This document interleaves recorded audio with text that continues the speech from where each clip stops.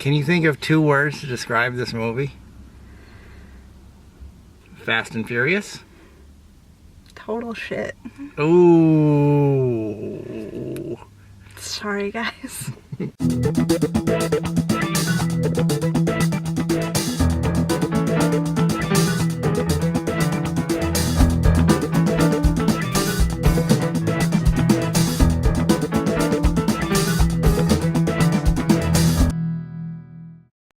Hey, welcome to So Awkward. I'm Jester. I'm Don. And we just saw Fast and the Furious. 7. Furious 7. Furious 7. So I'm a big Fast and the Furious fan. You've never seen one before. Nope. I've seen them all in the theater. Why? Because they're normally, the other ones have been better than this one. This was not a good film. I don't believe you. It was terrible. It had all of the things that made the other movies great. Like, it has a great cast of really good, likable, charismatic actors. Vin Diesel, Paul Walker, Tyrese, Ludacris. I like Ludacris. The Rock. And this one had an amazing cast. Of Michelle Rodriguez. Michelle Rodriguez. She was about the only thing I could tolerate. Except for that Asian guy. He was badass. Tony Jaa. He's a huge star of like martial arts cinema. You ever seen the Ong Bak movies? No. If you like him, you should see those. They're super good.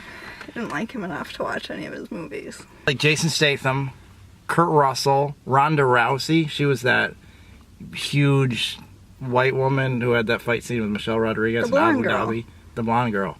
She's a big mixed martial arts champion. Like, I believe it. She's a legitimate fighter. Huge. Not in a bad way. No, I believed that she was a fighter. The way the action scenes were filmed just gave me a headache. Like, they were like over-cranked or under-cranked. There was like too many cuts. And like the scene where The Rock was fighting Jason Statham, you know, the bald British guy? Mm-hmm. He's awesome. The Rock is awesome. Jason Statham was awesome. Those are 2 of my favorite actors ever. The Rock is the most electrifying personality in the history of sports entertainment. That was his catchphrase. That's how he used to describe himself when he was wrestling. For real? Yeah. That fight scene should have been amazing. Jason Statham is a martial artist. He's a expert. And The Rock he's The Rock. But it was, like, you couldn't follow it. It was dark. Like, the cutting was terrible. And there was that scene where The Rock, like, picked up Jason Statham and threw him through a table. Mm-hmm. And the camera, like, spun around and followed him. Yep. It's like, what is that? Like, and he kept doing that. It's like, they did that a few times. Yeah. There wasn't a single moment in this movie where I had any idea what was happening. I just assumed it was because I hadn't seen any of the other ones. No. What was the thing they were after? God's Eye? Like, well, why? I don't know. Why wasn't the government after it? Are they the government? I think Kurt Russell was the government. Okay. But for some reason the government couldn't do it, so they hired these people. The first Fast and Furious movie was about underground street racing in Los Angeles. Okay. But after 7 films, I guess they had to make them bigger and bigger and bigger.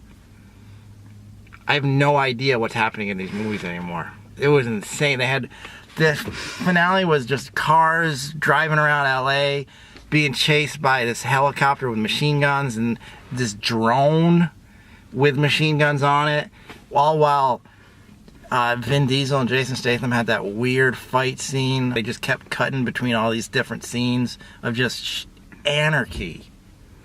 I don't believe any of those people could survive any of the things that happened to them in any part of this movie. No. It's impossible. The whole movie should have taken place in Abu Dhabi. I like the scene at that party. I thought that was fun, where they're all wearing tuxedos. Tyrese, you know, the The good-looking, bald-headed black guy. The guy who had all the jokes. Yeah, I know who he is. I don't know. I've never seen him not in a Fast and the Furious movie. Oh. Like, is Tyrese an actor? I know who he...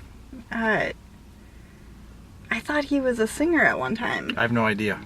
He was pretty funny, though. He's funny. He's the comic interest in these movies, and he's always the best part about all the movies. And he was probably the best part about this one. He was pretty funny. I'm going to call him funny, but I did not laugh at any of the appropriate times. Did you laugh at any inappropriate times? Yes. Did you laugh at the montage for Paul Walker at the end? No. I'm not that heartless. So Paul Walker died while filming the movie. Mm-hmm. But anyway, the movie ends with this tribute to him. It was just... Was it touching? It was touching in a way, but it was also just really weird and seemed out of place. Because the movie's got whatever the plot is. I don't know. Don't ask me to describe the plot. But they do the thing that they have to do, and they beat the bad guy. So it's a happy ending. But then at the ending, it's clear they're having this send-off to the Paul Walker character that is not... It makes no sense in context of the overall story.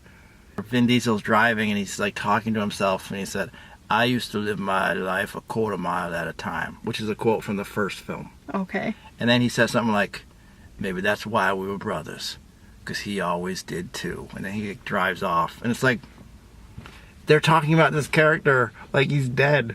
I know the actor's dead.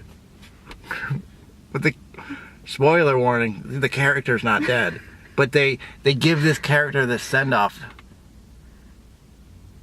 And I understand why, and I don't want to sound heartless, because I understand why they did it. And the montage from the earlier 6 films was really well done and touching. But you understand what I'm saying. Yes. But like, say somebody watches this movie in 20 years, and Okay. nobody's gonna watch Fast and Furious 7 in 20 No. years. This is not an enduring film. But say somebody does, and it's like, oh, this movie.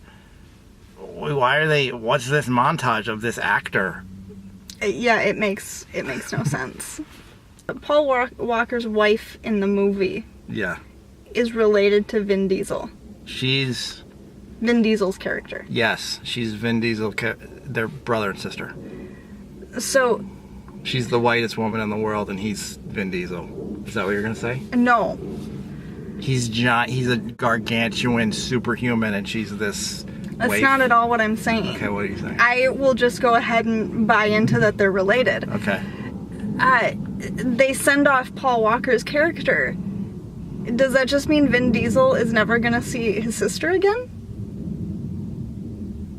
I didn't even think about that. Yeah, that's weird. That's all I could think about. I thought the actors mostly got out of this film with their dignity intact. Like, I think everybody, acting-wise, did a good job. These are not great actors. Paul Walker is not a great actor. But he's a great Fast and the Furious actor. That's different. Okay. He was never going to play Hamlet, Sure. but he nailed Brian O'Connor. It was just... The movie had no script, and the direction was terrible. It felt to me like a rap video that wouldn't end.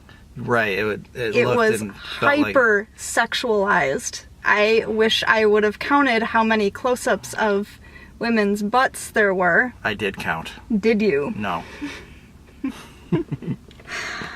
The dialogue was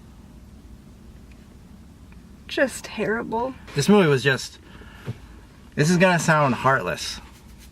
This movie felt like the main actor died halfway through it, so they had to cobble it together. When they had to rewrite things and reshoot scenes to make it make sense, even though their main actor died. I was actually going to ask you if he was the main character or if Vin Diesel was the main character. In the earlier films, Because it's pretty equal, but this one is 99% Vin Diesel. Yeah. There was such a lack of his character doing anything that it made me wonder what his purpose was in the previous 6 movies. Basing it off of this one thing I've seen, He didn't seem like a big deal at all. It's hard to assign a purpose to anybody or anything to do with a Fast and the Furious movie. So it's hard to say that he's essential, but I think he's the counterpoint. He's the yin to Vin Diesel's yang. I'm getting that. I just mean they did a terrible job of including him in the movie even after. I mean, I know, at all. It was poorly done, they should have maybe scrapped the entire thing. As a tribute to Paul Walker, maybe it works, but as a film in its own right, it was disappointing. And I say that as a Fast and the Furious fan. There was a lot to like as a Fast and the Furious fan in terms of nostalgia. Like, all the characters have their little moments that are fun, but just as a whole, it was a bad movie. I'm gonna stop saying bad things about this movie. If you want to watch a really great Fast and the Furious movie, see Fast and Furious 5. I think that's where they hit their stride. As a tribute to Paul Walker, go watch Fast and the Furious 2 and then 5. Those are the best, probably.